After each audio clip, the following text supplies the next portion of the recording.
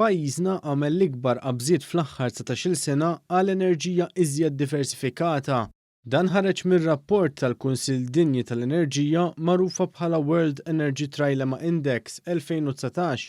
Dan l-indiċi poġġa lil pajjiżna fil-quċċata minn 128 pajjiż.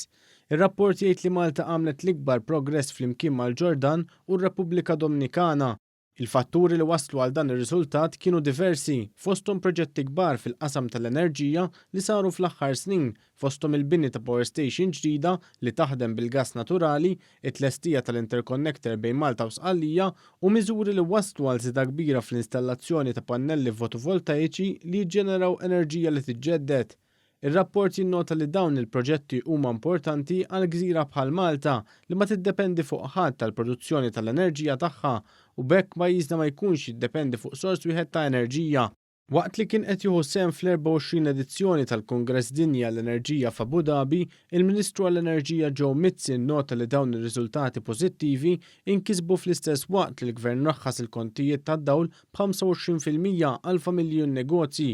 Dan fil-waqt li ra li l-prezzijiet tal-petrol u d-diesel jibqgħu għal xhur sħaħ stabbli u taħt il-medja Ewropea. Il-Ministru Mizzi attenda wkoll għal bosta laqgħat bilaterali fosthom maċ-Chairman tal-Kunsill Dinji tal-Enerġija fejn ġie diskuss l-irwol ta' Malta u t-titjib li sar fis-settur tal-enerġija f'Malta.